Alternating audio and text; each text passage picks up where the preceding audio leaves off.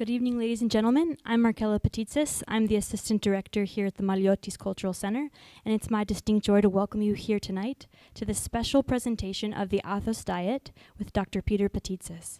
Before we begin our presentation, please allow me to share a little bit about our center.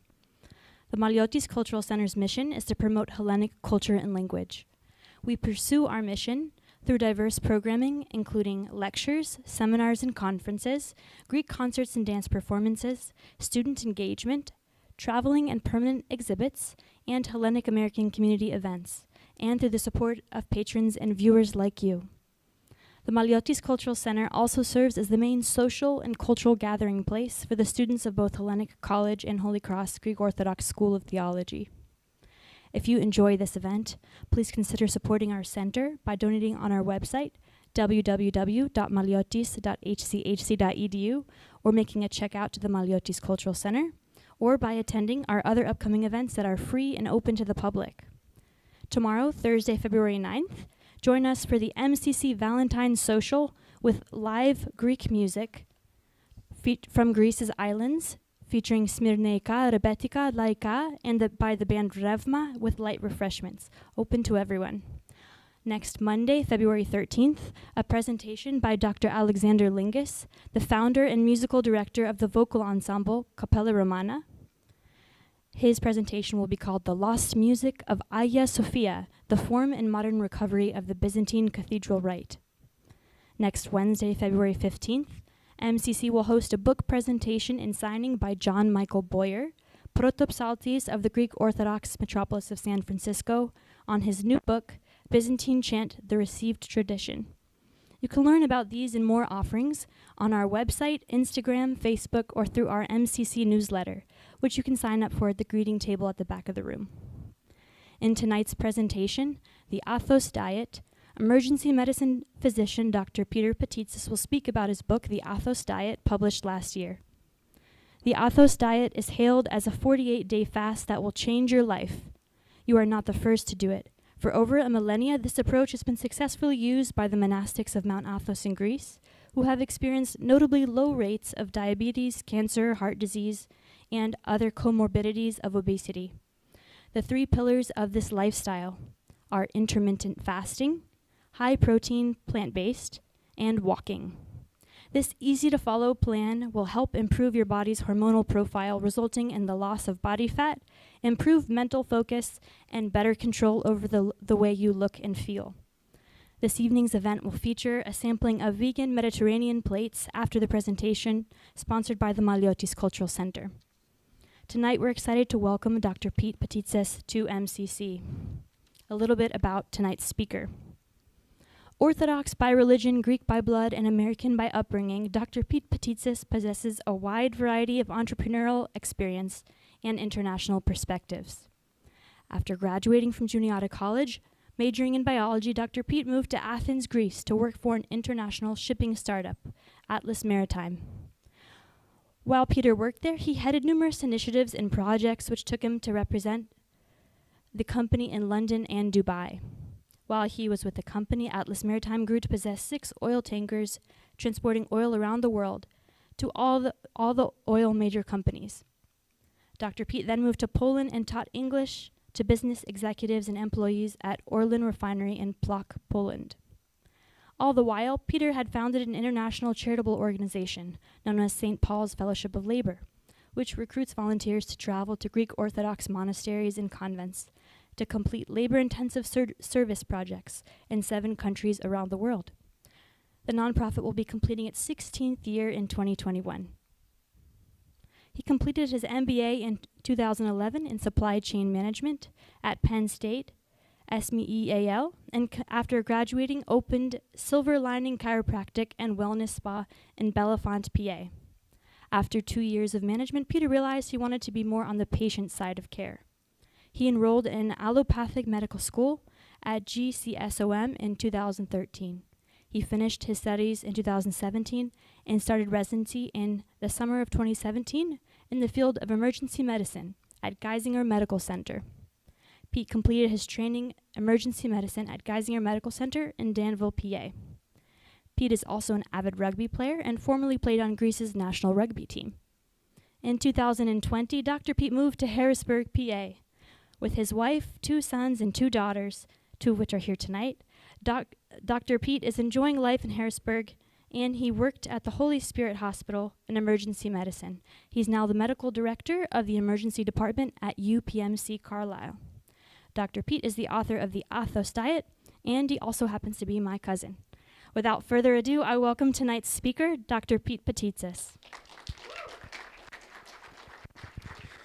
Hey, I'm very excited to be here tonight. I'm Dr. Pete Patitsas. When I introduce myself to patients, I just tell them I'm Dr. Pete. It's a household term there in Carlisle, which is a rural part of Pennsylvania. I'm very excited to be here tonight. In some ways, I've had a connection to this institution for some time. My father came here as a seminarian.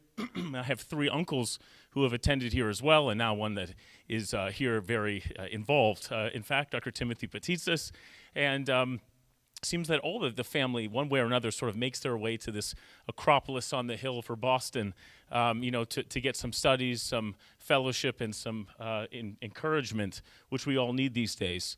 I'm very happy to be here. This is a topic I'm very excited about, and part of my passion for this topic is, one, I think the stakes are very high.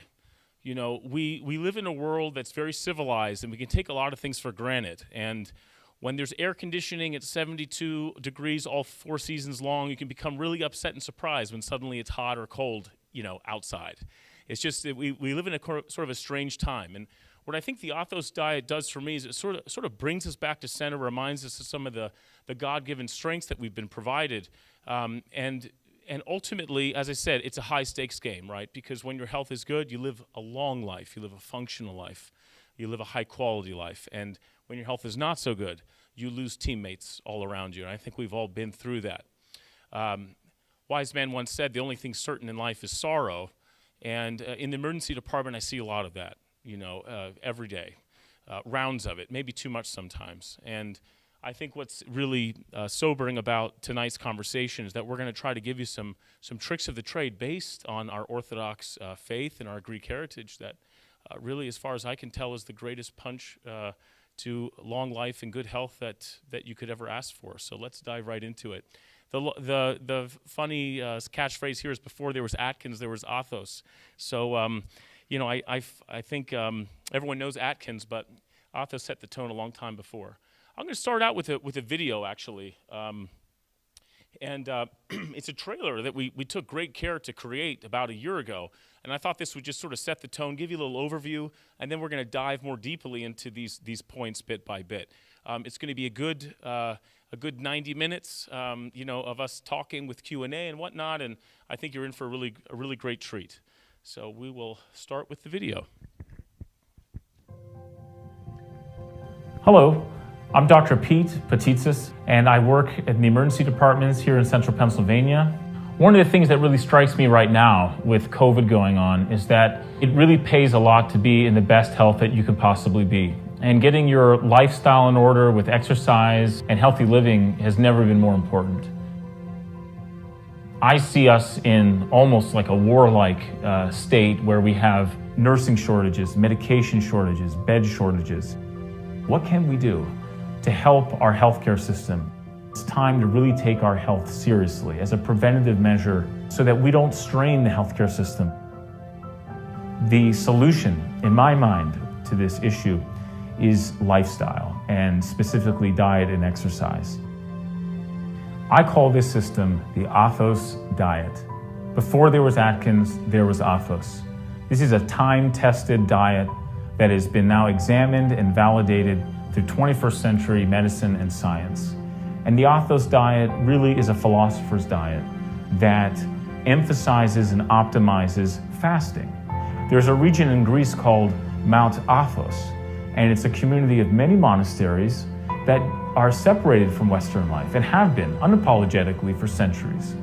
And they practice this idea of fasting, not just fasting from certain foods, but also only eating during certain periods of the day.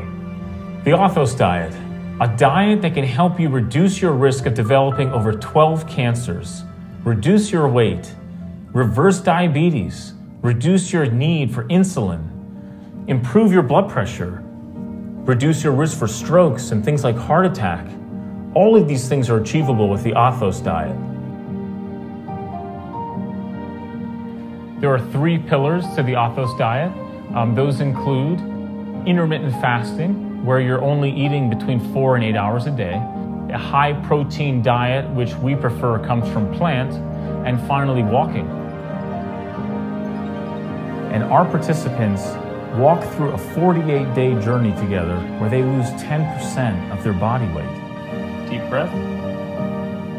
Their cholesterol goes down, their insulin sensitivity improves, they heal from many aches and pains that they used to have, their longevity increases. The Athos diet with its pillars is really a biohack for life. Any mammal that we tested this on lived 30% longer. If I could guarantee you the time that you can be there for your kids and your grandkids, maybe even your great-grandchildren, wouldn't you want to take that? It's pretty good. How's yours taste in the back there? Pretty good? Yeah, it's good every time. And that's what the Athos diet is. It's an opportunity to be there for your family across time.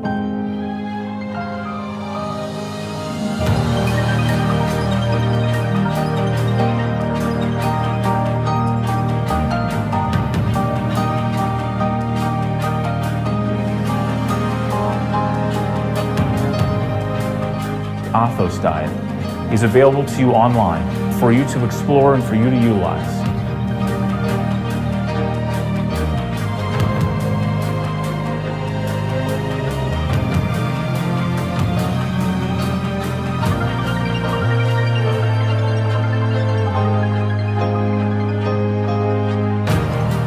So I encourage you to go online and find the Athos diet, explore this book, and most importantly, utilize it for you and the people that you love. Just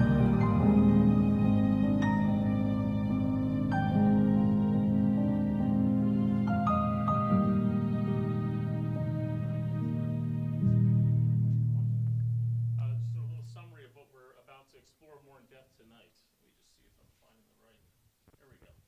So that's the Athos diet, sort of in audio-visual format, just for the online users. So that was the Athos diet trailer that came out last spring. Just trying to do our best in terms of creating a set of rules and an overview of a really fascinating topic: diet, exercise, and the Athos diet, how it encapsulates that.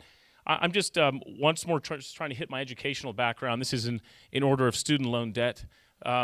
In any case, I went to Juniata College, which was a private liberal arts school. I studied biology there. I went to Penn State Smeal for a business degree, and then eventually made my way to medical school at an allopathic school, so I'm an MD. But at the end of the day, I chose to go into emergency medicine. And, it's always a funny thing, our digital footprint online. If you Googled your name, my pictures pop up, but then there's this guy that I don't know at all that sort of shows up there at random. So, but in any case, I'm a doctor of emergency medicine. I've been married since 2007. Legend goes that my great-grandfather, father, and I were all married by 22. I just have a thing for Polish blondes, but in any case, I'm married to one woman, and we've been married now almost 16 years, and we have 4 kids. I delivered the last one. I'm a former player for rugby, for Greece's rugby team. I used to work quite intimately with a shipping company, and we have a great Greek heritage in that. I'm also a real estate investor, the author of the Athos diet, and finally, I'm a Greek Orthodox Christian. So, I think oftentimes part of us becoming our full selves is sort of exploring our identities and figuring out ways to bring that to the table to help communities around us. So all of this sort of plays into the development and discovery of the Athos diet. So let me say this. I thought it's very important that I say something as an emergency medicine physician about COVID. Maybe it's kind of behind us now, but my generalization is this. When you're talking to an emergency medicine doc who's been in it for 3 years, there was a time where they kind of threw me into the room not knowing if I'd come out melted or not, let's just see what happens when Dr. Patitsas goes into that room. And obviously it wasn't Ebola, hardly. But what I do want to emphasize is this. I feel there's a common theme in sort of the healthcare crisis that's in America and how we treated the COVID-19 pandemic. And I'm showing a picture here of a ship on fire. Now, you can put out that fire in a number of ways. One of the ways you can do it is sink the ship into the ocean and put out the fire. And I felt that's what our lockdown procedure process was kind of like. You know, a lot of us wanted to put out that fire as soon as possible, and we sank that ship. And I can tell you that the second and third order effects of what have gone on economically, spiritually, physically, have been probably far worse than the disease itself. And I'm saying that taking care of patients, taking care of relatives and family, in 3 years of taking care of patients, I think I have not brought in a single child beneath the age of 18 into the hospital. I think there were 2 below the age of 30. Everyone else, was older. And it's not to say that means that we shouldn't have done certain things, but it's just to emphasize that sometimes the cure is worse than the cancer. And I thought it was important that I share that with you. At the same time, emergency medicine is a crazy department. I don't know if you've ever been to one. The waiting room can sometimes be a little peaceful, but what's going on behind the brick wall is usually quite chaotic and quite intense. And that's sort of the water that I swim in on a daily basis. Let me tell you about a story. I like to tell stories. This one is about the quarry or the journeyman, okay? So follow along with this. There was a man, okay? He was walking down a path, and he came across a quarry. And he saw another worker across the way, and this worker was really upset. He was sweating, he was aggravated, he was red in the face, and the journeyman looks at this gentleman working. He says, "Sir, what are you doing?" And the guy hardly even looked at him and just said, "Son, I don't have time for this right now. I'm breaking rocks, okay? I'm working hard. Just keep walking wherever the heck you're going." So the journeyman continues to walk. He goes to a second man that's working. This one isn't quite upset, but he's perspiring. He's upset. Something's not right. He says, "Sir, what are you doing?" And the worker, before he can really even look at him, says, "Wait, I'm trying to cut these rocks just in the right way. I don't have time to talk to you right now. Just keep going. I'm in the middle of trying to get this technical thing done." Okay. And the journeyman goes to a third man, but this man's different from the others. I mean, he's working, but he's kind of, he's sort of singing a song and doesn't look quite as tired or aggravated.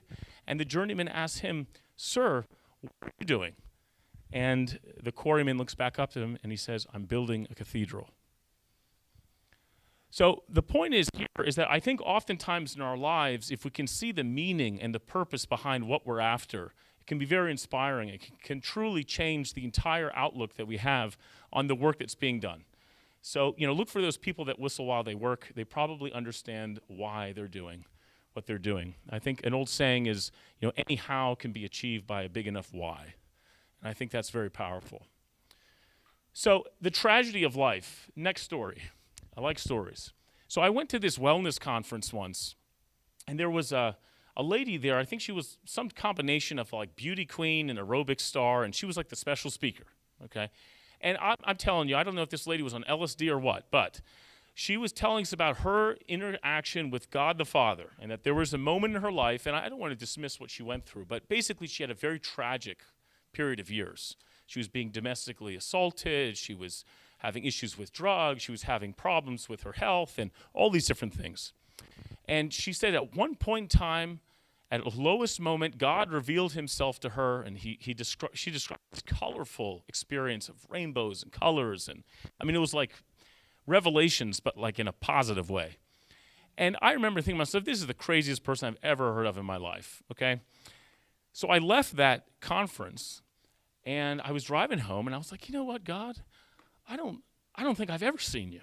Like, I'm a little jealous, a little envious. Like, why haven't you appeared to me? Sort of in rainbows and colors and deep voice and all that sort of thing. And I was kind of, sort of surprised by, not really knowing why that wouldn't have been, what about me? And a few minutes passed, and I had this epiphany. I'm like, you know what? It's kind of nice that I was never domestically assaulted, on drugs, losing my health, losing my mind, to need you to show up to my front door and kind of show me that everything's going to be okay. It was kind of nice that, like, I didn't have any of those tragedies in my life. Like, I think that's a bigger gift. And that's what I've learned in the emergency medicine department, honestly, is that truly the miracle of emergency medicine, of Western medicine, is not that we cure people every day from all sorts of diseases, which we do. The real miracle is that all of us here in this area right now aren't dying 100 different ways every day.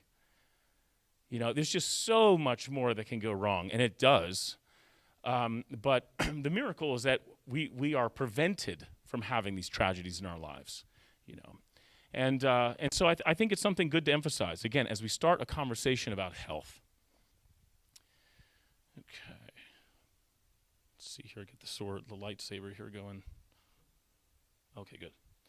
So I wanted to emphasize something. The Centers for Disease Control and Prevention recognize that most diseases, maybe 70-80% of them, are entirely preventable. Entirely preventable.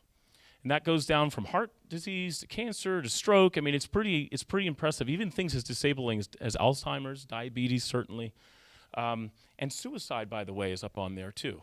I always found it kind of crazy. When you look into the United Kingdom statistics, more people have died from suicide in the UK since World War II than war. You know, it's a sad thing. But the reality is that many of the things that are tragic in our life, when you really face them, we have a great deal to do with it. And I'm not saying that there aren't a lot of factors that play into that, but in some ways it's an empowering statement in the sense that maybe there are certain things that we can do to prevent tragedies if we so take the effort to make those happen, to make that so. So the obesity epidemics, I created this actually, you know, a number of years ago, but I thought it does a good job of making the case for this, that obesity is not a problem because it's not beautiful. You know, we're not trying to become healthy in a vain pursuit. There are real functional, practical reasons to try to deal with this plague, with this pandemic, let's say, epidemic in the United States. And so I'd like to share this with you. It's a little animation I made, and you'll get to hear my voice again, I guess, but it's just a few minutes.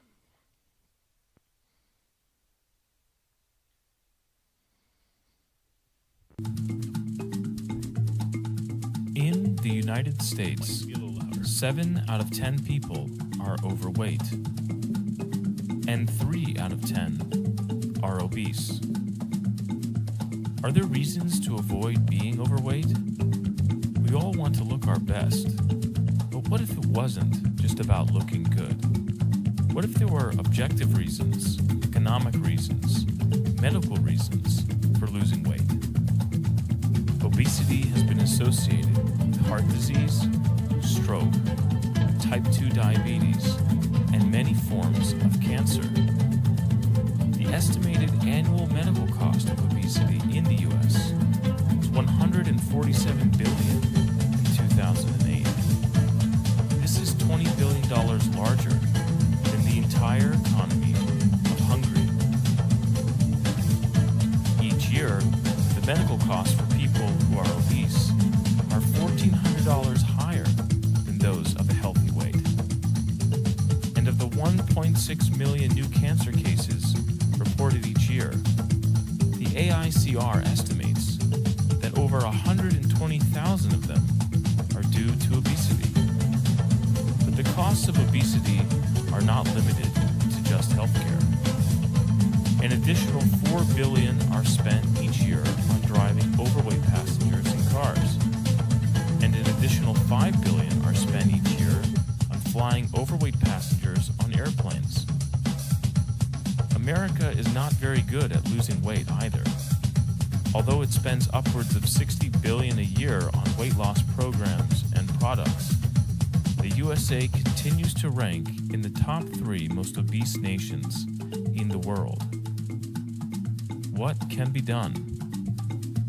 Can we reduce obesity in America, thereby reducing the incidence of cancer, reducing the cost to the healthcare system and our economy, and improving the lives of millions of Americans nationwide? Okay, so, you know, again, that was basically just making the point that there are a lot of practical reasons for trying to keep your health in order. Let me tell you first about what the Athos diet is not, okay? The Athos diet is not the pursuit of vanity, okay? It's about health. The second thing is it's the pursuit, it's not the pursuit of just feeling good, okay? It's also about functionality. It's also not just the pursuit of weight loss. We're trying to extend people's lives. We're trying to increase their longevity. And also, it's not the pursuit of finding a spouse. It's about being there for your grandchildren. Okay, it's just a slightly different, sort of mentality, let's say, as to what the author said. It is also not about disparaging Western medicine. It's about no longer needing it. Okay, I like to say sometimes that you can't start criticizing the statin you're on or the Lipitor until you don't need it anymore. Okay, so all these medicines have side effects, but it's also a risk-harm benefit analysis every time, perhaps every decision in life. Okay, a few more stories. The Temple of the Soul. So I think there's a lot of things to take from this, and I'm going to start with a story about a billionaire. So I was at a conference once, asked a billionaire after he got telling us, all sorts of advice about life. Hey, is there something else you value besides just making money and being in business? I was sort of a young college student, just a little bit too, arrogant. And of course, he's a billionaire, so the guy obviously has some wisdom. And he turned to me and he said, "Yes." I'm like, "Well, what is that? What else could it be?" And he said, I really value health. It's like I've met a lot of people. If you don't have your health, you don't really have much. And we kind of know that, right? If you ever had a family member that had cancer, or if you're feeling really ill someday, it doesn't matter, what dinner's being prepared that night. It sort of takes the wind out of your sail. And I thought that was interesting. Here's a guy who, in theory, has a lot of success and a lot of means and a lot of abilities. At the same time, hey, where's your weak scale? And it's like, well, maybe it's health. Maybe it's something that money can't buy. Second, Solomon's temple. I mean, there's something very much within us, something very fundamental that seeks out beauty. And it's also kind of a commandment or a calling, I would say, in the Old Testament as well. God didn't just ask for a monstrosity. He asked for something beautiful to be built to contain the Ark of the Covenant. And, David saved up a lot of money, and Solomon spent a lot of it and spent a lot of time ensuring that this temple to honor God was somehow worthy. And people from all over the world valued that. They came to it in pilgrimage because it was so beautiful.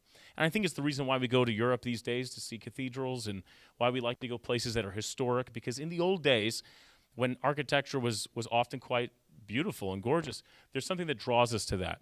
I think our bodies sort of mimic that because, our bodies are the temple of our soul. Just like Solomon's temple was the container of something incontainable. And I think that we're sort of in that same little microcosm here in our own way. We have our own bodies to make beautiful.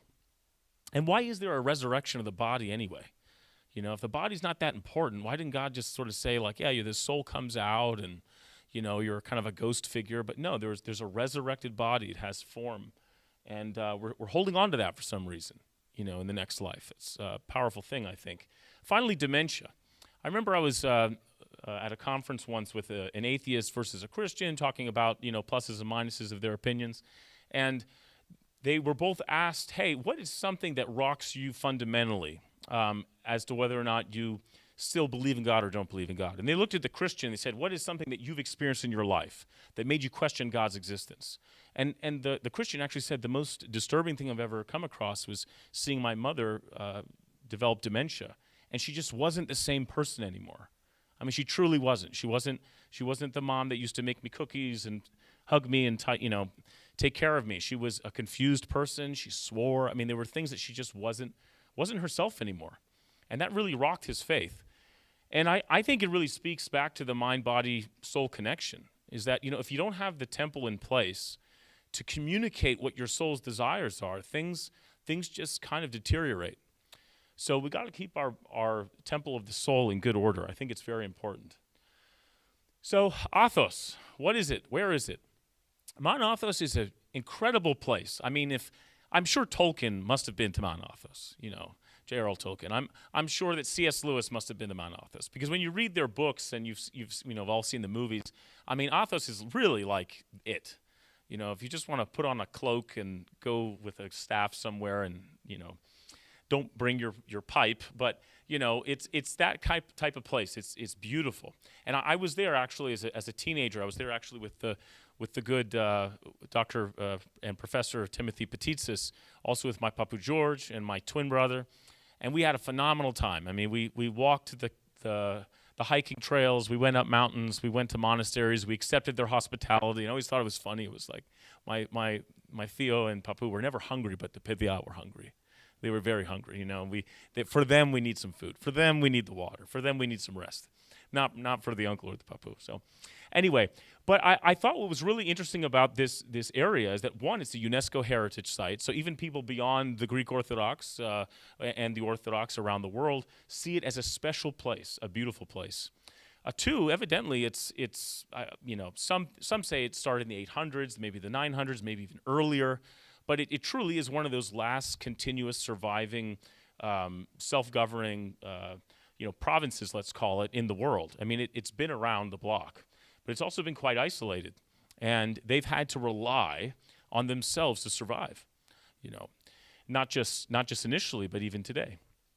So this is the thing I thought was interesting, is that a lot of people look at Mount Athos and they see a community of men, monastics, that have lived well beyond what the average person has lived during those centuries. When people were dying in their 50s, the monks of Athos were living in their 70s, 80s. Ascetics out in the deserts, maybe even to 100 consistently. So what I discovered is that it's not just what they eat, it's not just how much they eat, but it's when they eat that makes the difference. And it's just a wild thing. It's a wild thing that what I'm going to make the case for is that one of the greatest health tools that we can use for ourselves in the modern day world is just been hidden in Athos for millennia. Okay, so we're going to talk about that. So all of fasting is one or more of these categories. Okay, keep this in mind. You can do caloric restriction. That just means you're eating less, okay? Because the fasting is a abused term, okay? People say fasting, they mean a lot of different things. But fasting can be caloric restriction. Hey, I'm not going to eat 3,000 calories anymore. I'm going to eat 1,000. That's fasting. Hey, are you doing a fast? Sure. I'm eating less. Next, food type. Some people will just avoid certain types of foods, okay? They'll eat less meat, or they'll eat more plant-based stuff, or all the asparagus you want, nothing else, okay? And then finally, there's intermittent fasting. And this is the emphasis on you can only eat things during a particular time of day. And then fasting, of course, is combinations of all three of these, right? So just so we're all in the same boat in terms of terminology. Okay. Orthodox fasting. All right, let's get the basics.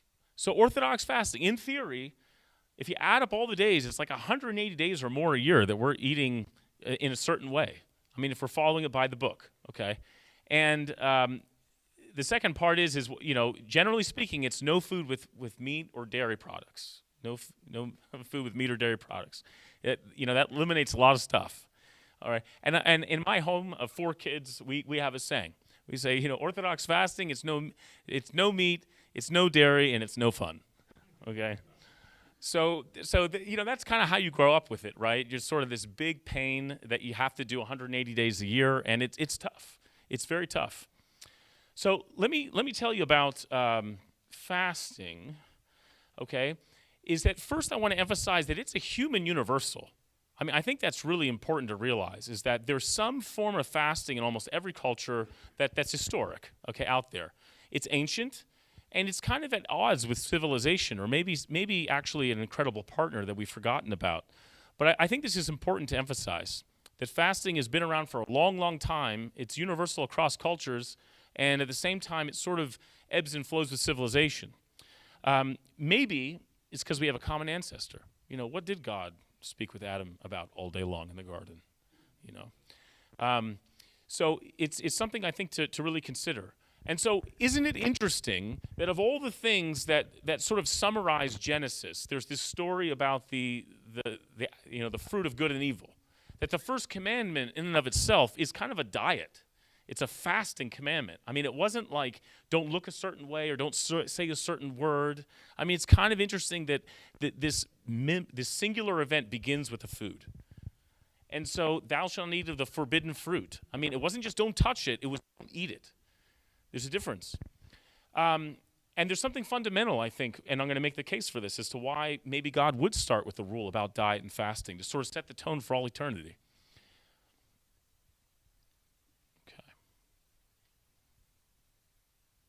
So fasting done wrong, okay? So I've been fasting since I was 7. I grew up nice and tall. It all worked out. But the point, though, is that I was doing a lot. Okay, let me tell you about the first mistake I made.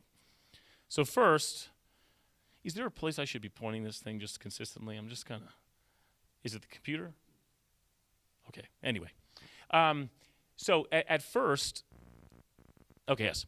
So the first thing here is that first you eat any of the fasting foods you want. So as long as it's fasting, you can just eat it.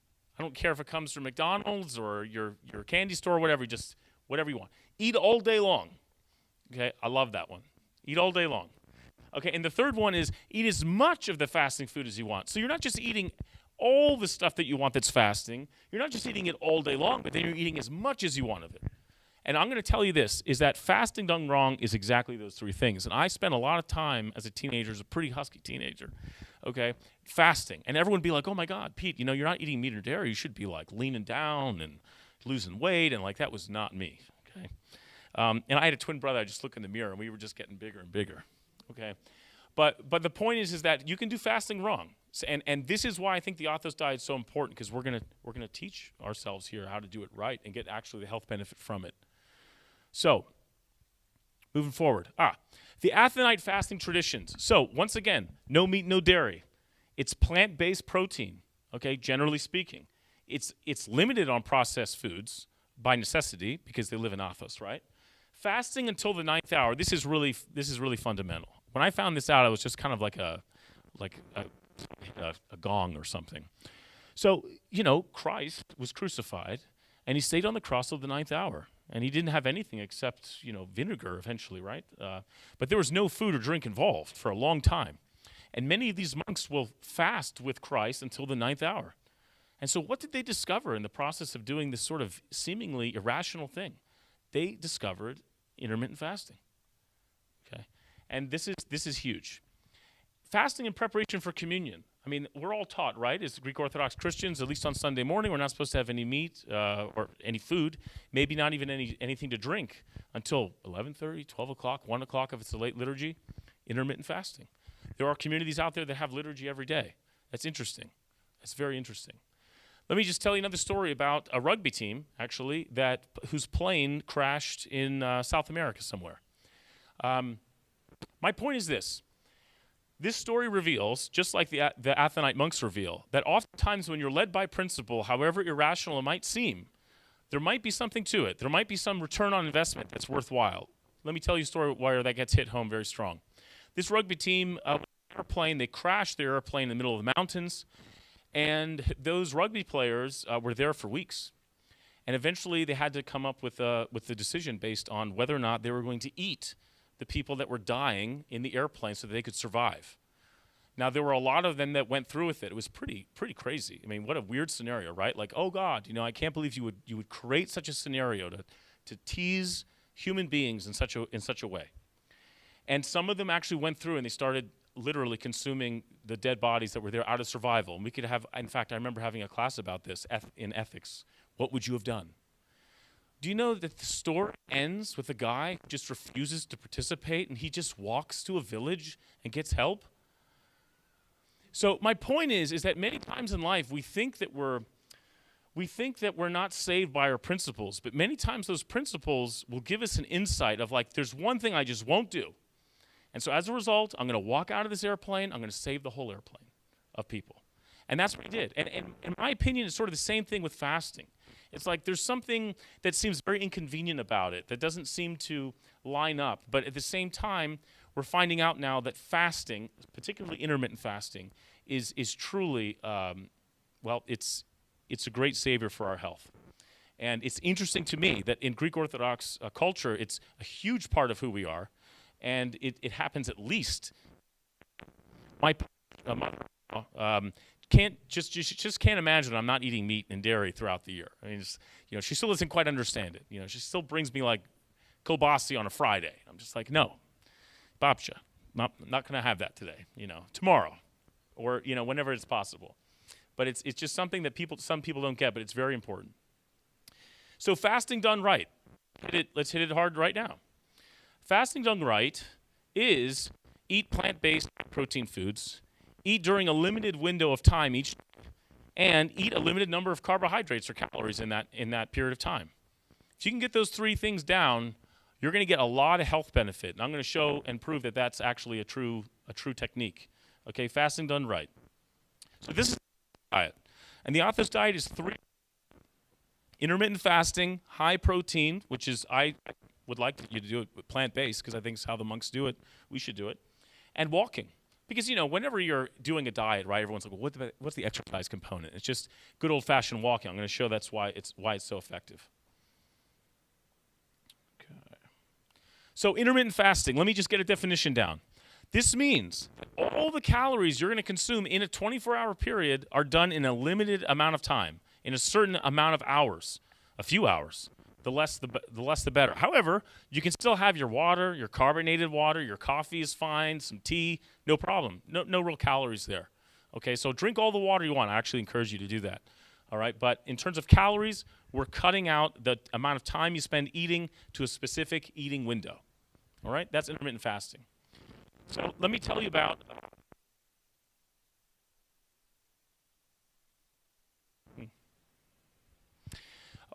world life expectancy through the ages. This is I thought was very powerful, okay?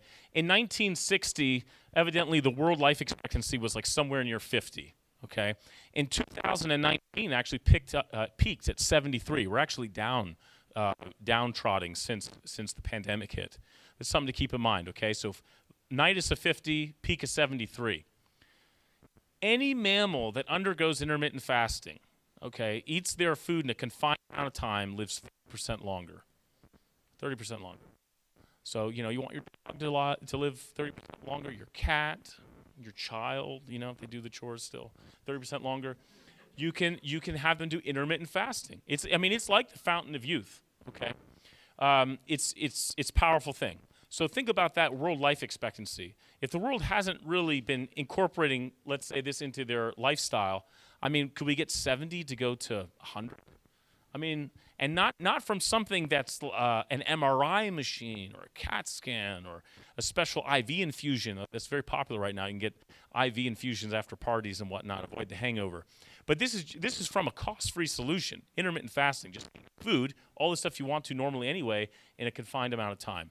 Let's talk about the physiology behind fasting, because I'm not just going to say it, I'm going to explain it. There's growth hormone release. Everyone that knows anything about NFL football and sports, right? These guys are like high on that stuff. They're doing great. They're big, they're bad, they're moving fast. Insulin sensitivity improves. Ketosis gets turned on, and autophagy gets turned on. We're going to talk about why that's important. Let me give you some sensational examples. Growth hormone. Everyone remember Andre the Giant? What's it called? Princess Bride. There we go. Princess Bride. What a movie. Okay. So Andre the Giant, this guy was gigantic. He had a pituitary tumor. It was releasing growth hormone. The guy was like 500 plus pounds, but not just like a dough ball. He was huge. He was a wrestler, and this guy was getting growth hormone release from this tumor. It was a pathology. It ended up killing him actually, but he did some amazing things in the meantime. You can get growth hormone release from 3 different things: sleep, so you got to sleep. Exercise, we got to exercise. And then intermittent fasting. Intermittent fasting is the third way. It's pretty wild. Okay, other than just making yourself, but these are the 3 ways. So believe me, if you're not intermittent fasting, you're kind of like a person, right? Here's your first 3 feet, your next 3 feet, and your last 3 feet. Okay? Just keep it. Fasting is growth hormone. So growth hormone release increases between 3 and 12 times when you intermittent fast. So you were getting like a huge of growth factor intermittent fast. Here's a person who is testing positive for synthetically injecting it. Very fast, very effective runner, but is from growth hormone. But in a certain sense, you want to be a freak of nature, turn on your growth hormone release. And there's a certain number of ways to do that. Intermittent fasting is one of them. Okay. Insulin sensitivity. Diabetes is literally killing America. It truly is. And there's not a disease process I take care of in the emergency department that is not worsened by diabetes. Truly. It's a terrible disease. It's, and I don't say that as like casting blame. I'm just saying is that there are certainly people, I think, I should switch. Yeah, thank you. there are certainly, thank you very much, there are certainly things to be aware of. You know, diabetes affects basically every organ system in the body. You can get heart attacks, stroke, neuropathy, cataracts, issues with your pancreas. I mean, the list just goes on. And insulin sensitivity is the name of the game. And that's all about weight and sugar, and there's many, many things I could describe. But you want this signal to be what it says. So when insulin gets released, you want that to be known by all the cells in your body that it's time to pull sugar out of your blood. Okay? And if you need more insulin for the same signal, kind of like a tolerance, that's insulin resistance. It's kind of like, heck, if I'm a heroin addict, and today I need, you know, a dose of 1, in 3 weeks I'll need probably a dose of 20 to get the same effect. Insulin's kind of the same way, except it's about the sugar system. And if you get it wrong, if your body gets it wrong and you develop diabetes, you need more and more insulin to sort this out. Okay?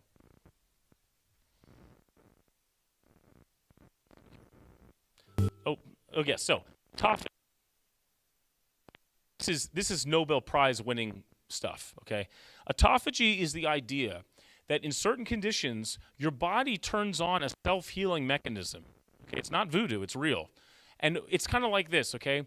If you have a home and you want to make some improvements to that home, you don't just axe the whole home and then build a new one.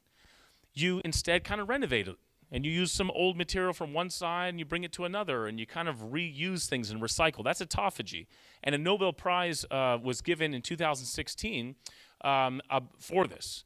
There was a man who discovered autophagy in cells, and autophagy is turned on in intermittent fasting. So literally you start curing yourself of all manner of disease and toxins and whatnot through this process. This is just a very quick video about what autophagy is. It's just a minute and a half, but I think it's worth seeing.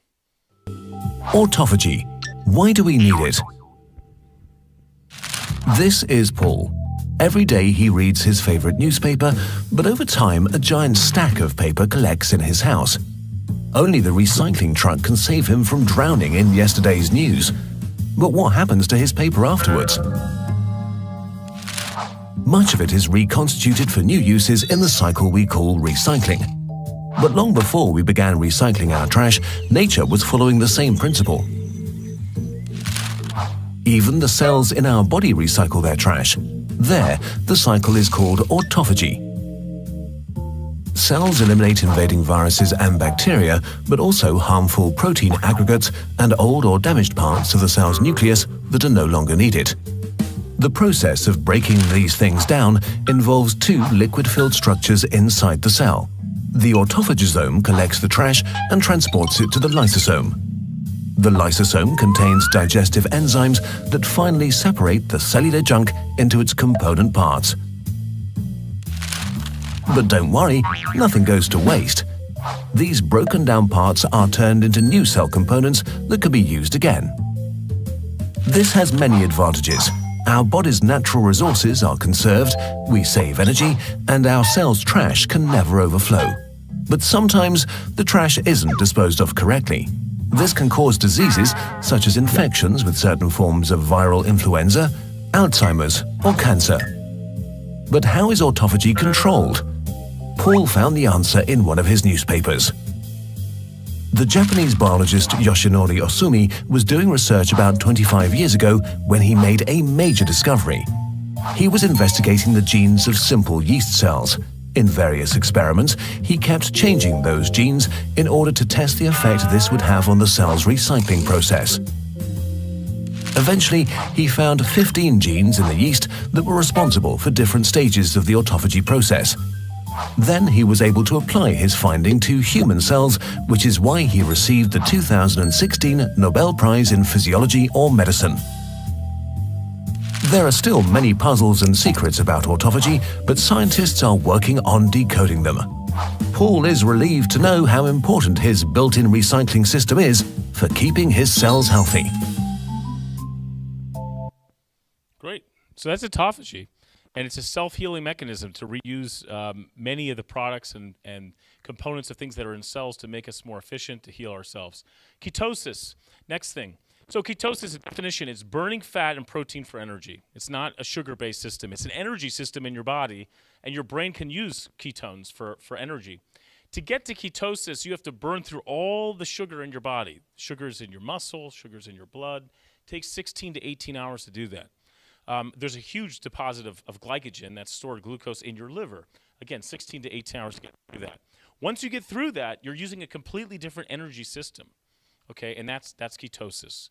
And that happens when, quote unquote, you're in a starved state, okay? This is important because this gets turned on when you're fasting. This gets turned on when you're intermittent fasting. It's interesting. All of this stuff gets turned on in a fasted state, you know, and then Christ goes out there for 40 days and fasts. You know, it's kind of a wild idea. It's a wild idea that it's so part and parcel of our religious tradition and a universal principle. I also thought that was interesting too is that diabetics, not diabetic type 2s, but diabetic type 1s. Anyone know a diabetic that's a type 1? When they're not on insulin initially, they can't gain weight. If you don't have insulin on in your body, you're losing a massive amount of energy. And it's an interesting thing that in a certain sense, you know, we give diabetics more insulin to kind of help them with their weight management. In a certain sense, there's been a lot of studies now to show that insulin's kind of, you know, you need insulin. You have to, otherwise you're not going to do well as a diabetic. But that insulin sensitivity that's so important. We want insulin to share the signal it's supposed to have and to do what it's supposed to do. And that results in weight loss. Okay, so fasting is good, okay? And the intermittent fasting of the Athos diet is very good.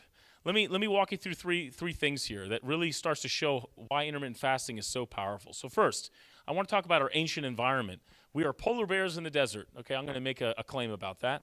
Second, the gospel reading of the epileptic, okay? This is wild stuff. 1920s, we're going to talk about Dr. Conklin. The enteric nervous system, we're going to talk about the second brain and the microbiome. I mean, I think there's some really exciting things here. So, the life of a billionaire. Let me ask you a question. You ever ask a billionaire like what they're going to do for their daughter's birthday? I have. And it is all over the place because anything is possible when you have all the money in the world. You can go to this island or that island. You can go there by plane. You can have caviar. You can have turkey.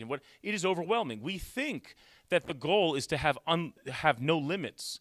But actually, it ends up making life, when everything in life is affordable, everything's possible, everything becomes arbitrary. Imagine you're organizing a birthday party, okay? It's kind of a wild idea. But there's something very important about limits, and there's something very limitless about civilization. I think the modern world we live in tries to get rid of our limits, and we think that's the freeing concept. But in fact, it can be very disabling and chaotic. To this point, so in our civilization, we've decoupled cause and effect. You know, there's sugar that has no calories. There's standard temperatures in all 4 seasons, as I was saying before. You don't have to have babies when you have sex. I mean, there's just a lot of stuff out there that like no longer is rational in our modern world. That's convenient, but it's overwhelming. Money for budgets, marriage from relationships, death from life. Okay, there's a lot of things that in civilization we're able to decouple. And my argument is this, is that in the modern world, given our bodies, we are kind of like polar bears in the desert, okay? We have a certain temple of our soul, a certain physiology that is really meant for stress and for strain and for challenge. And yet we're in civilization, it's just like, is this McDonald's food going to be ready in another 90 seconds or not? Like, I don't have the time, okay? And I'm not saying that we don't enjoy that. Like, it's wonderful not to be running away from rhinos anymore. But at the same time, though, it really is kind of disorienting, I think, for the body. We were built for feast and famine. Has anyone ever killed a lamb for Pascha, skinned that thing and rotisseried it? We do it every year up at the family farm in Pennsylvania. And I am such a high that day. I mean, I feel like a primal Neanderthal that's tackling the lamb and skinning that thing and cooking it. It tastes great, right? You've been fasting all Lent. And then like, I have to wait a whole another year to do it. I think to myself, God, it's no wonder we're all so depressed. You know, like in the old days, we used to do that like every other day. You know, now I have to do it once a year. You know, so my point is that the fasting thing is actually much more ancient, and it's much more common to our evolution and where we came from than I think we realize. And we need to recreate those conditions, however arbitrary. So we're out of our element. I mean, polar bears, like they take on walruses, they can challenge an orca whale, but you put in the desert, it's pretty pathetic. I feel like that's what we've done with our own bodies. You know, we've taken ourselves out of sort of that climate that environment, and we put ourselves in civilization, which is great. I mean, I love civilization, but at the same time, we can't become slaves to it. And we have to realize our true strengths, just like this polar bear does. He needs to get back in the water, swim back north or south. So we're out of our elements. I also like to compare it to monasticism versus a bachelor, in a certain sense, okay?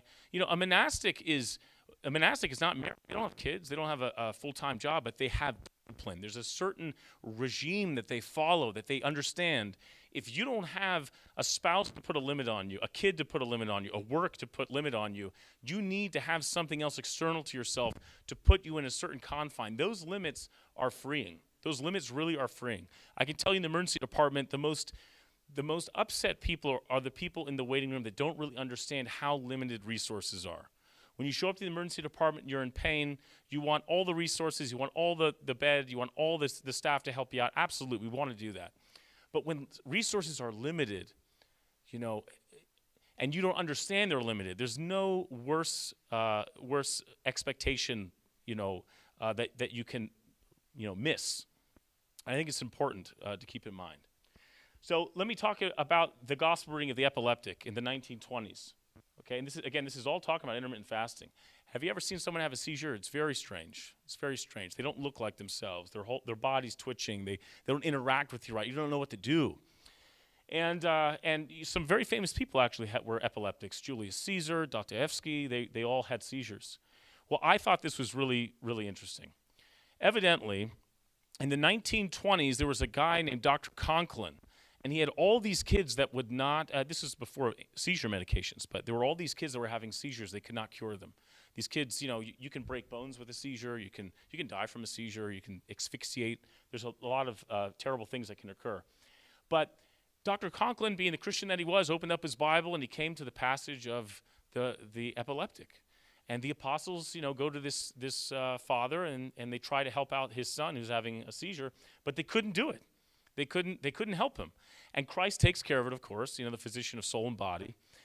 But when the apostles at the end of him ask, why couldn't we cast this out? He says, certain things cannot be solved without prayer and fasting. Prayer and fasting, okay? He didn't just say prayer. He said fasting. And what did Dr. Conklin do? He put these 20, 30 kids on a fast. I mean, they didn't eat anything but like vitamins and water. This would not pass the IRB board in the modern day. But all of those seizures went away. All those seizures went away. So there's actually a technique right now about reaching a state of ketosis to help epileptics with really bad epilepsy to help them break their seizures. And what's interesting about that technique is that there aren't any side effects. You ever meet people that are on a whole bunch of Keppra or various other anti-epileptics? I mean, some of them look like zombies, okay? And for good reason, because you want them to have a seizure while they're driving. But here's a technique where some of those side effects don't exist or are minimized. So powerful stuff. Fasting was the answer. The enteric nervous system, this is really cool. The second brain and the microbiome. So we all know that there are nerves in our body. Let's say it starts at the brain and kind of goes down to all the various different organs, innervates them. There's a central nervous system. There's a peripheral nervous system. There's an enteric nervous system. So get this. We all worship the brain, right? It's the most amazing thing. It's the height of Western civilization. Everything is about our frontal lobe and all the things we can think about and reflect on. The enteric nervous system is bigger than the brain in terms of neurons and interconnections. Where's the enteric nervous system? It's our intestine. It's our entire intestine. Okay, so there are more neurons in your intestine than there are in your brain. What does that mean? In my mind, it sort of questions, what is our center? You close your eyes, you say, where am I? You kind of touch your forehead. Really, you probably should be touching your belly. And it's interesting, right? It's interesting that there's a system in place that is more complex than all the credit we give the brain, all the things, the dreams, the way we can discover various things, engineer things. Meanwhile, there's something going on in our gut that's actually maybe even more powerful in terms of horsepower. So the enteric nervous system has a parasympathetic side and a sympathetic side. One of them is for fight and flight, like running away from the tiger, and the other one's for resting and digesting, okay? And these systems get turned on in various ways when you fast.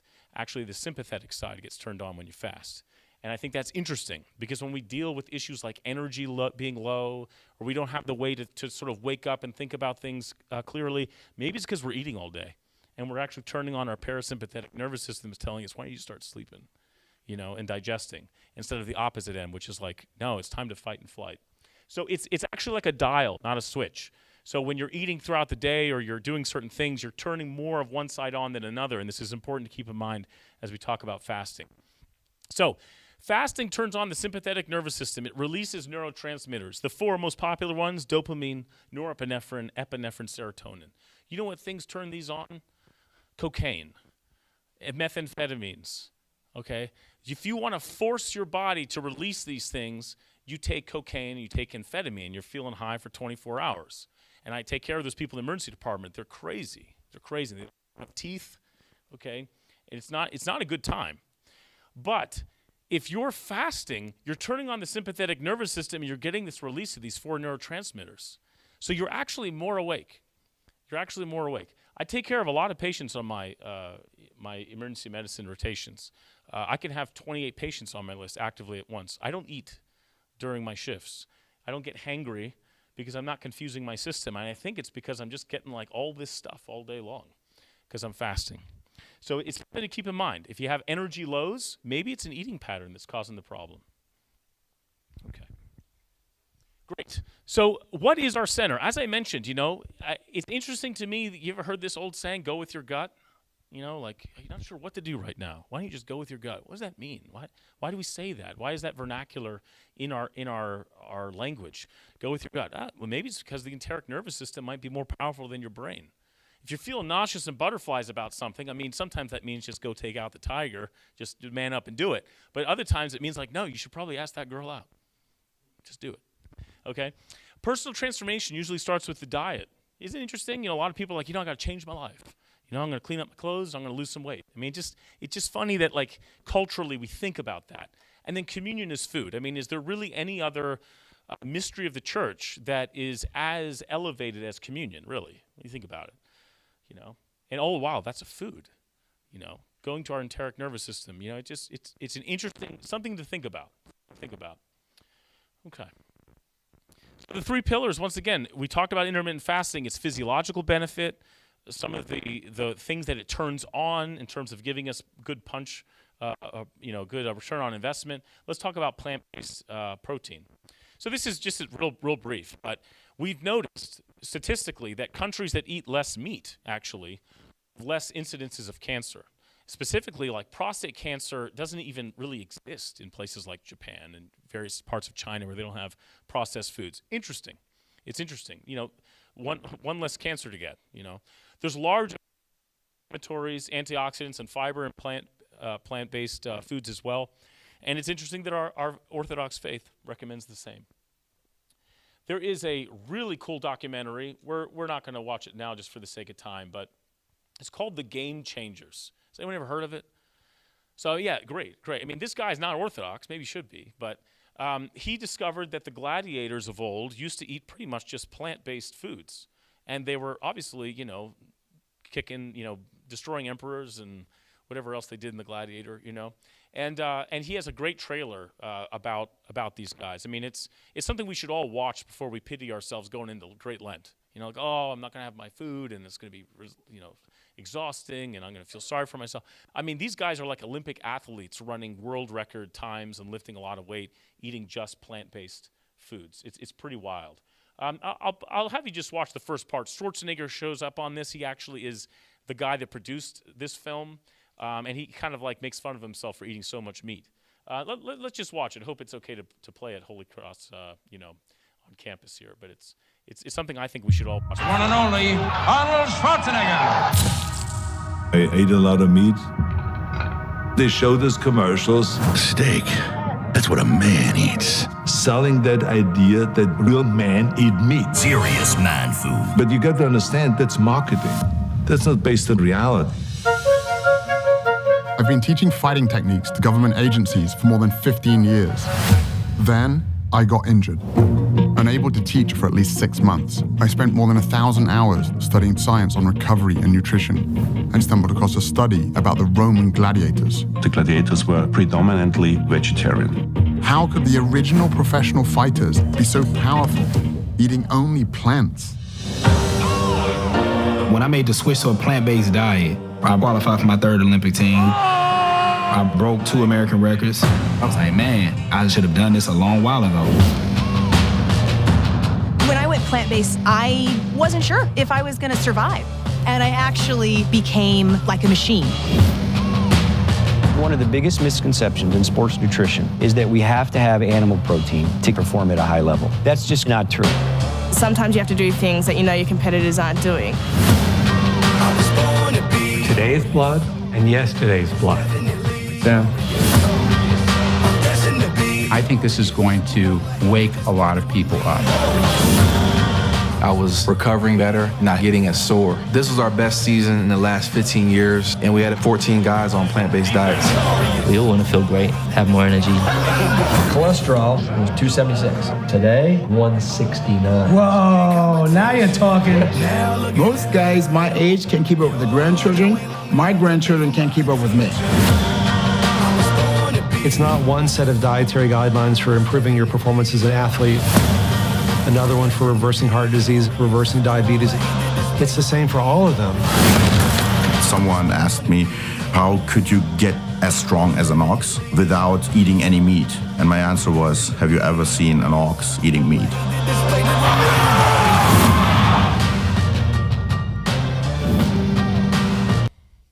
Anyway, it's really great stuff. I mean, there's a lot of science out there, and it's creating some popular movement that eating plant-based foods is the way to go. This other documentary, we're not going to watch the trailer; it's a little too long, but it's called Forks Over Knives. Another thing I think is sort of great Lenten material for the upcoming weeks. But basically, it just makes the point too, from a more medical standpoint, that there's something about eating this could less be meat the first generation of children in the United States that lives less than its parents. So like I said, just for the sake of time, we'll skip that. I wanted to mention something about walking, because again, I think exercise really is a second part of why. Walking is a very important part of the Athos diet. You know, that's basically what the Athonite monks do. Essentially, I always thought it was interesting that the Amish have also been living into great old age, about 70-something for the last two or more centuries. And the one thing that they found that the Amish do that we really don't do is they walk. So the average American might walk 4,000 to 5,000 steps a day. The average Amish person maybe 21,000. And I'll tell you, if you ever, I'm from central Pennsylvania, and I didn't realize how many Amish were out there, but they're everywhere. And I remember actually meeting someone who used to live with the Amish, and asked, what is it? Is it all organic food? And like, what, the truth is the Amish eat a lot of processed stuff. I mean, it's not very healthy stuff. And so what I'm trying to say is I don't think it's just because they're eating organic food that they're living so long. Really, it seems like walking is the panacea. I also thought it was interesting, a lot of the ancient philosophers, never mind Henry David Thoreau, were all walkers. Walkers and talkers, of course. People believe in standing meetings, and if you watch some cool TED Talks out there, they say the new cigarette is office work. In fact, sitting in a chair. It's worse than smoking. So, I don't know if we all need to start smoking again and working less, like the French or something, or like the Greeks for that matter. But just keep walking. Basically, is the theme here.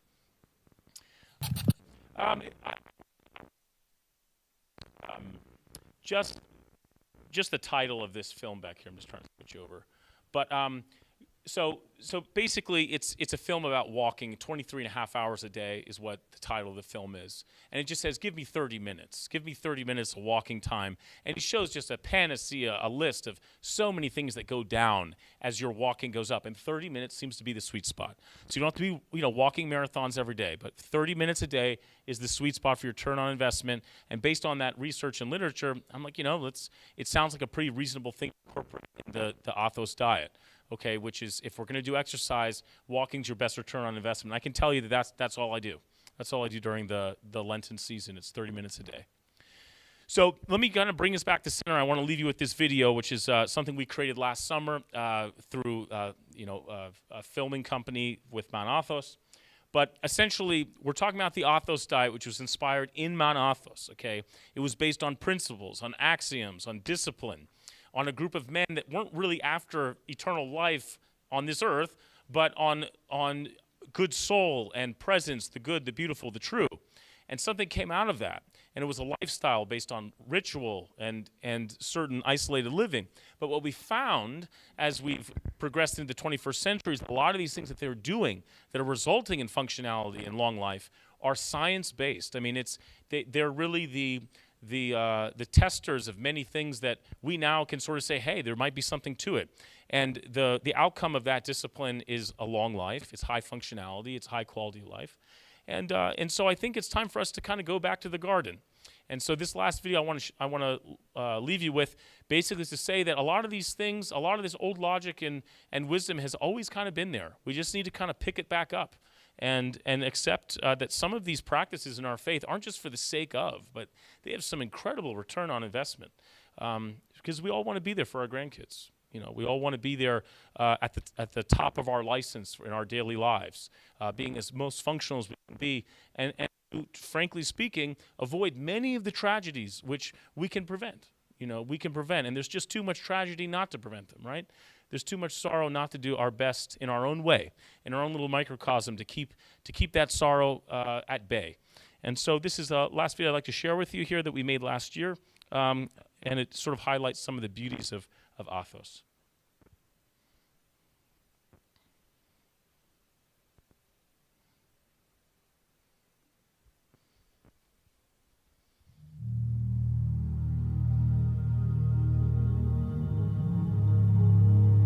Run away.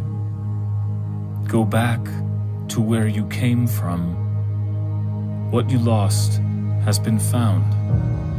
It was never forgotten, at least by some. You say you have pain. You say you have tragedy. You say that you have sorrows. There is so much suffering in the world. Where is God? Where did he go? But maybe it is because you lost your way. Where are you?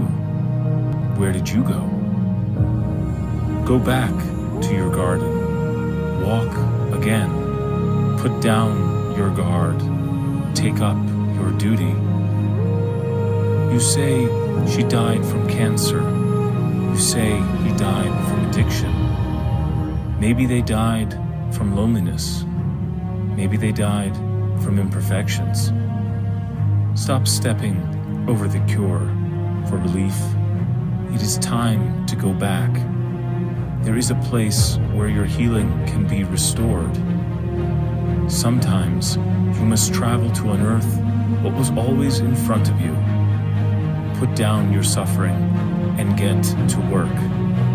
Fast, eat from the gardens of the earth, and walk with your shoulders back into the light.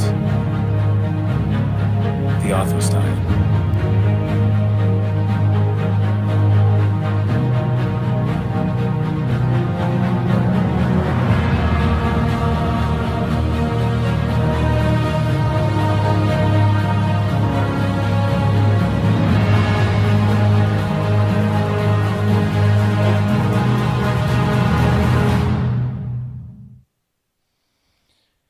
So, Orthodox fasting, in my opinion, done right, is the most powerful medicine on earth.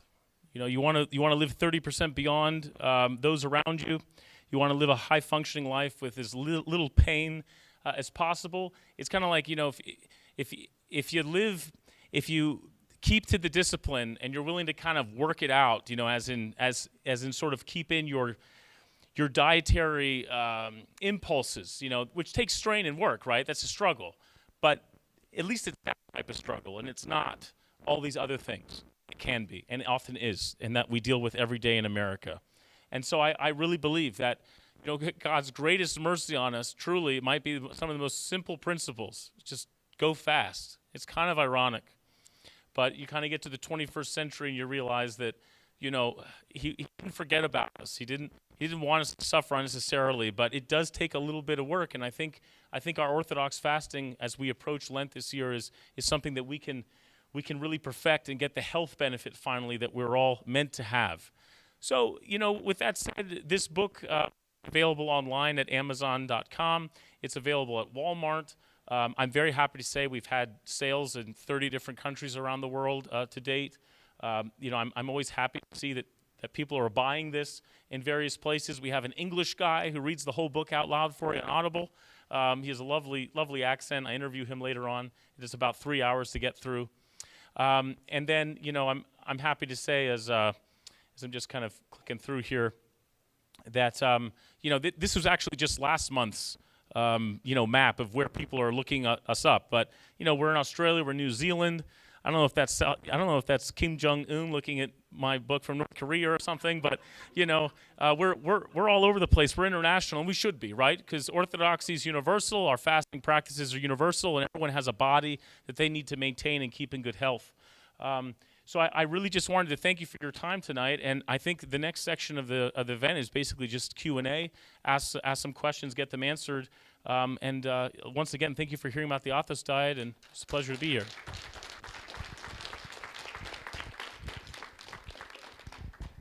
Yes. Yes, I want to welcome Dr. Pete to our campus, and thank you so much for your beautiful presentation and all the care that went into it over many years, culminating here. And it's so wonderful to see the mix that you have of philosophy and theology with the medicine. The battle, around health is often fought on social media. A meme I've seen recently on Instagram is people saying that you shouldn't intermittent fast because what you're living on in that fast are stress hormones, and that's bad. How would you, how would you react to that? Yeah, that's a great question. Actually, it's interesting. So as I mentioned before, if you want to release dopamine, serotonin, norepinephrine, epinephrine, you can take cocaine or methamphetamine, does that for you, right? Everything's about the dose. There's a certain amount that will kill you, and there's a certain amount of it that will give you an edge. That'll make a kid sit down and study for 3 hours straight. We need those neurotransmitters to stay awake and alive and contemplate, remember things. People get depressed if their serotonin's too low. We all know that, right? We have antidepressants that put more serotonin, release more serotonin, I should say.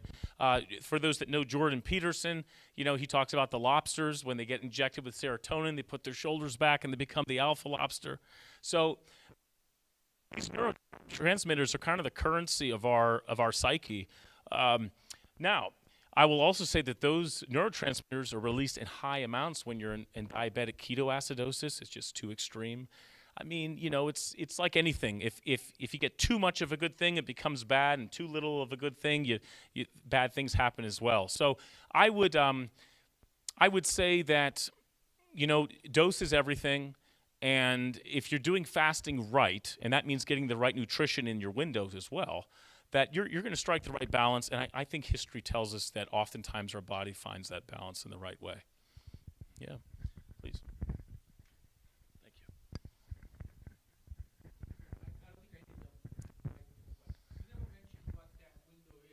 Oh, yeah. Oh, that's a great question. You have to get the book to find out. But no, it's what I recommend is between 4 and 8 hours. 4 and 8 hours of eating. And the more condensed that eating window goes, the more benefit you get. I'll also say that it takes, as I mentioned before, about 16 to 18 hours for all that sugar to be extracted from your system. So that's why I say you really can't eat any more than 8 hours a day. Because otherwise, and there's other parameters to it, it's in the book, but your body needs about that much time to get rid of all of that, to go into ketosis, to turn autophagy on, et cetera, et cetera. So nothing more than 8 hours, and that's the maximum. Yeah. That's it, always better to dream more. Oh, they're just passing the microphone around. Yeah, next.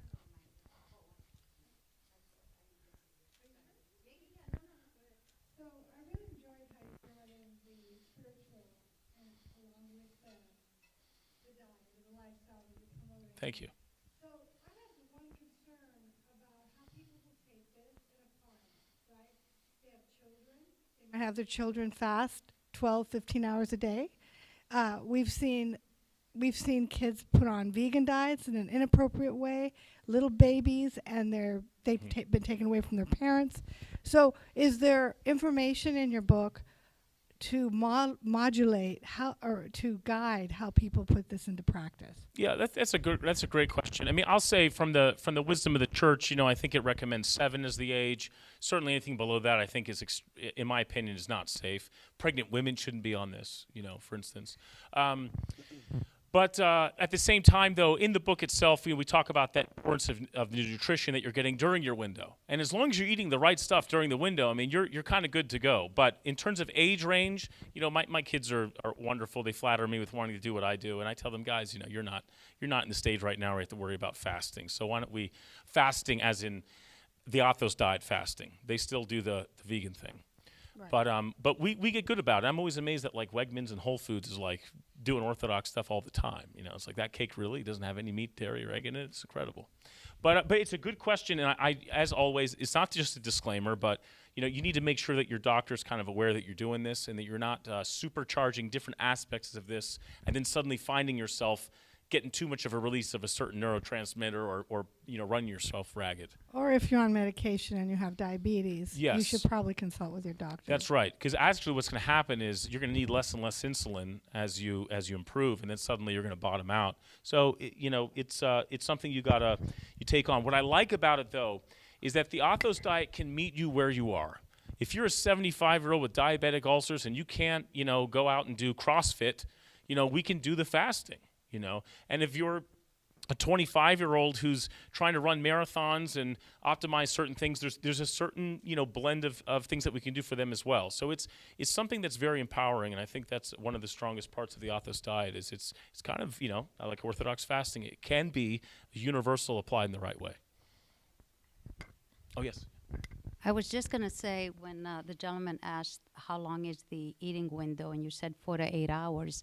I just started doing this 2 weeks ago, and what I find is I can't even eat for 8 hours, because when you have one meal, you're full, and then it's like, oh, it's lunchtime, when am I going to eat? And then you're thinking about, well, I got to get dinner in before 8 hours, which my cutoff is 7 o'clock. So you're not really eating a lot, or you can't eat a lot because you're feeling pretty full. So you don't feel hungry. But I do eat meat, so it's not the Greek Orthodox. Yeah, I mean, well, people ask me all the time, hey, it's 48-day fast, by the way, 48 days, which mimics Great Lent. They say, hey, Pete, what are you doing after the 48 days? And like, of course I'm eating lamb, like for the next 10 weeks straight, So don't worry about it. The point is that, just like seasons of the year, we need to go through fluctuations where we go vegan some days and carnivore the next, and we're modifying things. And so all I can say is that for me personally, this diet's very dynamic. So different parts of the year I practice it. Sometimes I'm, for the 180 days, it's like I'm fasting anyway. I'm going to be eating, all the plant-based stuff. I might as well just do it right. But outside of that, sometimes I do intermittent fasting where I'm just, I'm eating high protein, but it's from an animal source. For now, maybe mission 1 could be, hey, the Lent's coming up. It's 48 days. Let's get through that. And then we'll kind of modify and figure out how to incorporate this into our lifestyle throughout the rest of the year. How important is eating organic for you versus? Yeah, that's a great question. It's interesting to me. I found there was a debate between a vegan and a carnivore guy, someone that only eats meat and someone only eats plant-based stuff. And what's interesting is the studies show that in both scenarios, they all got some improvement in lipid studies, cholesterol, risk factors for everything. All those things went down. And what they realized, and I'll get to why organic's sort of on the same theme, what they realized is that many of these diets are elimination diets. You go to the restaurant and you say, I can have everything on your menu as long as it doesn't have meat, dairy on it. And they're like, oh, well, here's like one thing. And then that's what you eat. So you're getting rid of all of this processed stuff that's not really good for you, and you get a benefit. And then you come to the same restaurant, oh, I can have everything that you have on the menu, but it's got to have only meat. And like, okay, well, then you can just have the steak. Okay. Well, that means you're not eating all this processed stuff, et cetera. So when it comes to organic, I mean, budget's always everything. It's always amazing to me that, organic apples are more expensive than, a cut of veal. You know, like all the things you must do to raise that cow, and meanwhile, like the apple just kind of grows, and you know, and it's organic at that. So that means we're not even putting much pesticide on it, and meanwhile, it's so much more per pound. But the reason I bring that up is I think when people say I'm going organic, really what they're saying is I'm eliminating everything that's not organic, and I live in America, and so that means I'm pretty much not eating that much stuff. There's only so many options, and I think it's a good thing. I encourage people not to eat processed foods. If you can go organic, that's awesome. So my question has to do with protein. How much protein would you say is necessary? Because it's been circulated on the internet that the bioavailability of the protein in plants is not the same as in meat. And there's a lot of health benefits to consuming, I guess for someone my age, it'd be 150 to 180 grams of protein per day for, not with minimum carbs.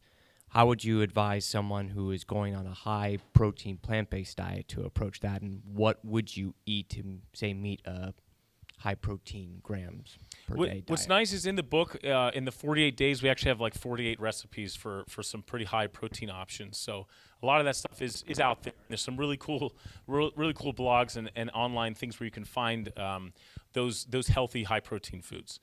For sure. The question about bioavailability, I mean, it's a great question. Certainly, steak, whey protein, salmon, I mean, these things are high in protein, they're lean, they're bioavailable, their bioavailability is high.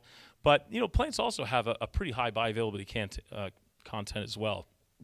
Excuse me, I would just recommend you that you basically go online to find out, what those best return on investment plant items are. There's amazing supplements out there. When I say supplements, basically pea protein and various types of nut protein that are combined in these great concoctions now that I make into a milkshake every day, oat milkshake every day. So what I tell people is that on the Athos diet, no less than 100 grams of protein a day.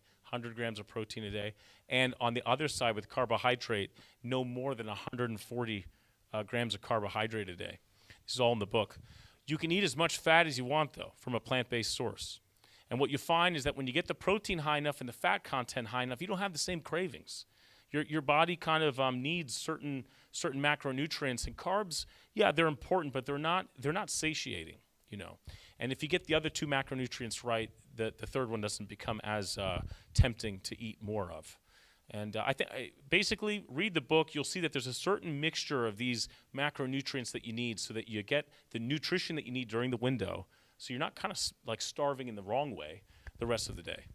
But yeah, I encourage you. It's some pretty fascinating stuff. And the Game Changers, I'm telling you, that documentary is pretty inspiring about how these athletes maximize their protein on a plant-based diet.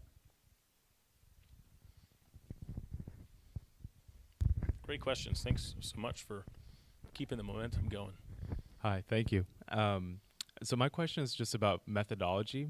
So I was curious about more from the perspective, knowing that there are monks who like to snack, which monasteries did you choose? How, did you cross-validate between different Orthodox monasteries about the diet plans to determine what was the Athos diet? Yeah, there's a lot of literature online about studies. Really, it's about Mediterranean diet, actually. But they basically follow monks and monastics, sometimes nuns, sometimes various regions of Greece about these practices. And what you realize is that, as you go through this literature, and there's a lot out there, honestly, and they've done the studies for us. They all have, Greek names, and the professors that are doing the research is usually background of Greek. But you start to glean out different patterns from these studies. And all I can say is that one way or another, as I've sort of distilled all that research down into these three pillars, those are the common findings I found. Those are the common threads. And so then once you kind of see the science and you're living it and then you're experimenting it and trialing it, then you're figuring out ways to fast the right way. Because as I mentioned in the beginning of the talk, is I was fasting as a kid in the wrong way, eating all the wrong plant-based stuff, eating all the wrong food all day long, as much as if I wanted. And as I went through the literature, I realized, okay, well, here are the practices where they're getting it right, and they, these men in this case, but other studies of other Greeks across, the peninsula, let's say, they're living lean lives and they're losing weight and they're doing very well. So not to circulate around the question too much, but just to say is there was a lot of literature review. The studies are across monasteries and those that follow the Greek Orthodox fasting schedule. And as you glean through the principles, this is how they're losing weight. And then, heck, you try it yourself and suddenly you lost, I lost 30 plus pounds in a great Lent, which was pretty significant. And I've been trying to use this on others around me, men, male, female, various ages, never someone below 18, but they're getting great results too. Yeah. Is there an optimum time of the day that I leave that entirely to you. That's a good question. I find for myself like 2 to 6 p.m. works for me, but that's just my lifestyle as a doc. I work night shifts, I work holidays, weekends, whatever, and sometimes I have to move that window a little bit. I do agree. Sometimes I just have one big meal. I'm just like good. It's like I can't eat anything more. It's crazy. But you can move that window to wherever you need it, just as long as you're consistent, right? We always need to have at least these 16 to 18 hours. What is the most challenging aspect of this diet? Is it a matter of consistency? How do you create a diet where you don't get bored of the foods that you may be eating for a long period of time? I think it goes back to this first principles axiom first kind of mentality, right? It's great Lent. We're trying to metamorphosize and transform and change ourselves. And so it's 48 days. And just like that guy leaving the airplane because he's not going to be a cannibal, it's like you too have to kind of make this a spiritual exercise. And I think that's going to make you a powerhouse in being disciplined. At the same time, though, you're going to find, like I tell people, the first 3 days are a little difficult because it's such a reset. But after that, like, you kind of feel good that when you're doing nothing, you're actually doing something. It's like, oh my God, I'm like, well, maybe if I waited another hour, maybe I'd get a little bit more. So let me tell you about anorexia. I mean, what's the difference, right? And the difference between people who are anorexic and lose a lot of weight is that they're not, in a certain sense, you kind of wonder why sometimes. Like, how do these people last so consistently for so many years and do it to such an extent that they eventually die? That's what anorexia is, right? They don't eat enough. But they don't get the nutrition right. But it is interesting to me that in a certain sense, they are getting autophagy, ketosis, all these benefits. And it's like, then they just take it too far. And they can really do terrible things. But what I mean to bring that all up is to say is that there's a physiological benefit that you're going to get and feel, and it's really going to carry you to the next day and the next day. And then you're going to be like, wow, I'm not hangry. I'm not waking up in a fog. I start off the book by telling this story. It's like I wake up in the morning and I was tired. And then like I'm housing down coffee and food and then I'm tired by like 10 o'clock talking about lunch. And then after lunch, I ate lunch and now I'm more exhausted. I want to sleep. And then maybe I survive till I get home and throw myself on the couch. And I'm like, oh, well, I guess I have to do this again tomorrow. I was like, what a vicious cycle, So I think with the intermittent fasting, specifically done the Athos diet way, you just get rid of that. Like you don't even necessarily need all that coffee anymore. You're turning on your sympathetic nervous system and you're on way to release all those neurotransmitters and you're kind of ready to go. So I think that honestly you'll feel it and it's going to sustain you. But make it a spiritual exercise first. Everything else will follow. Should I go ahead? Okay. Oh, yes. First, I want to say I really appreciate this talk, and it's really an innovative revelation of looking at fasting in a whole new way. I mean, I think what you're saying, because that's not what we're used to hearing about walking and all that. So I kind of have a three-part question. Yeah. I think a lot of us are really interested in what the monastic approach, too, that you've really researched here. So just question, we're talking about, for example, a 48-day Lenten period. The monastics are doing this, and they're doing it for 7 days a week, I'm assuming. Yes. And you mentioned the 9th hour, and I'm assuming that's 3 p.m.? Yes, that's right. That's typically what they do. And I heard you say 4 to 8 hours. That means, I was doing the math, that monastics sometimes may eat till 7 or 11 p.m.? If they start at 3 p.m., that's like a 8-hour period? No, okay, so what is the actual lifestyle routine at Athos? So, there's different communities that do different things, but, truly, depending on if it's a day where they're having communion, that'll change the structure. A lot of them only have one large meal a day. They're not encouraged to eat snacks. So, my rendition of the Athos diet is basically to introduce it into Western civilization in your daily life, in the non-monastic setting, and say, hey, this is, if you follow these parameters which mimic kind of what they're doing at Athos, you'll get that benefit. So you're right. I can't say that the monks are eating till 11 p.m. They're not really following my 8-hour recommendation. But what I'm saying is they sort of naturally tend to go towards that, and they're eating less hours than more. And it turns out to be 9th hour is sort of a special time. Okay, thanks. Okay, so can I go to the next part of the question is for the walking, right? Is there a difference between now? And I feel it's really interesting. I think what monastics do. They garden. They do activities in the household chores like everybody. Doing 30 minutes of gardening or household chores versus taking a walk outside. So when you say walking, is it all of that? Depends on the day of the week, or is their walking routine physically taking a walk versus the chores? Yeah, I would say what I found consistently across literature, studies, online, et cetera, is that, while I appreciate the monks walk and stay active, which is always great, I won't take that away from them. What I was trying to say is that what we've studied is that if you can at least do 30 minutes of dedicated walking, regardless of the activity level, but at least we say we chalked up 30 minutes of active, dedicated walking, you're getting a return on investment. That's really what to say. As if the monks get more of that, they probably do.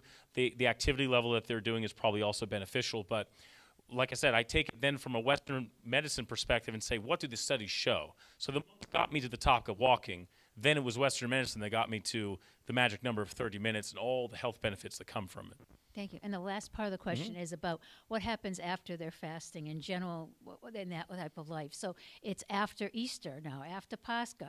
Do they go back to eating at any hour of the morning, maybe eating a breakfast or whatever?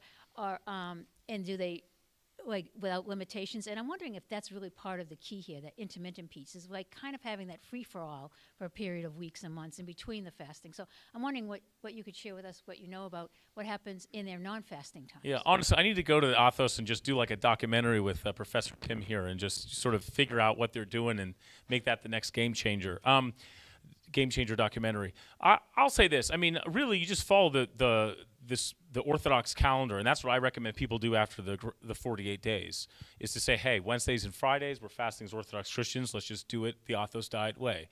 Sundays there's a liturgy. Let's incorporate that into our lifestyle as well. So do the monks kind of go into feasting afterwards? I mean, I assume they do. Right. Never meet. So yeah, I mean, it's a good reflection. I think it's just an experiment that needs to be further walked out and tested. Yeah.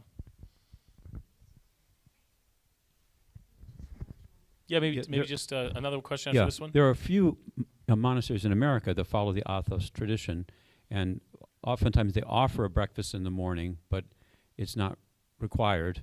And then the one meal that they all eat together is at 12:30 in the afternoon, and then there might be something offered to them at 4 o'clock if they want. So some people will still eat only one meal a day, but this is when they're not fasting, that they have these other options. Maybe the theme said in a different way is the more concentrated the window is, the better the result. And then as long as that window includes nutritious foods, you're set for the rest of the time. Just trust your body to sort the rest out.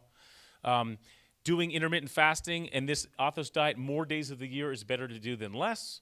And, if you start making it just your way of life, we're going to have to do a test on you and just, see if you outlive me here, as we give you 30% more long of your lifetime. But what I can say is that as we've studied this in rats and mammals of all types and kinds, I mean, it's fascinating. It's absolutely fascinating.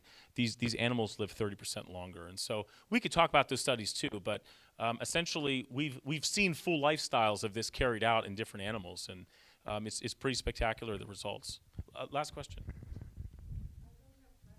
would like to say I do intermittent fasting, but I don't do it now because for some other reason, but I would recommend everyone because I have Lyme disease. When I did accidentally intermittent fasting because I was reading about that, Dr. Mercola, whatever, you can find on YouTube everywhere. But I find that I have more energy, much less pain. I didn't crave for sweets. I didn't crave for many things, and I was much, much healthier. I would recommend everyone who has, especially if you have some chronic disease, if you have a lot of pain, maybe in the beginning few days you're gonna feel awful. Maybe you can have some problems, but later on, like you're gonna be much healthier. You're gonna be much lighter, and you will have more energy.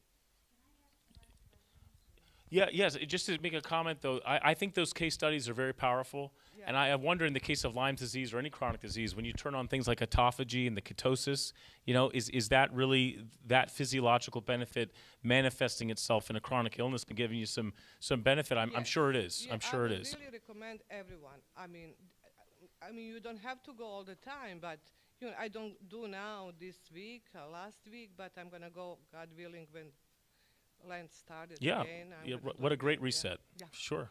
Yes, please.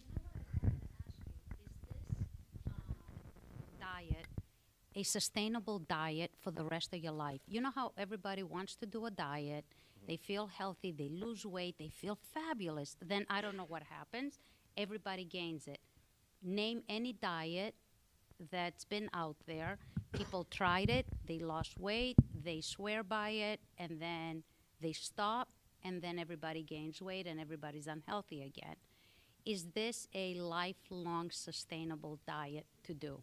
You know, I'm a part of a lot of nutritional, let's say, subscriptions. I get some some announcements about the latest and greatest, and there always seems to be some announcement that the intermittent fasting, the Atkins, the various diets that are out there, and there's so many that over time, people put back on the weight. I think the point is that to the extent that you can replicate this every day in your life, you'll receive a proportionate benefit.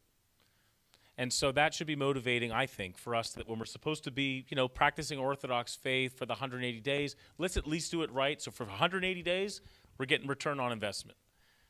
That would be my challenge. And then I would say this, is that as having faith in the Orthodox Church and our traditions and the wisdom that's carried on so long, sometimes maybe that's just all that we need. Like, why don't we just trust in that for a while? And then some study will catch up and they'll say, oh yeah, you guys were onto something. So I like I said, I think it's just time. Have some faith, get a good return on investment for those 180 days, and to the extent that you can keep it going, please do. But if you can't do it every day, you're still getting some benefit. And 48 days, I say, is the least we should do a year. Yeah. Hey, thank you very much for your time tonight. I really appreciate it.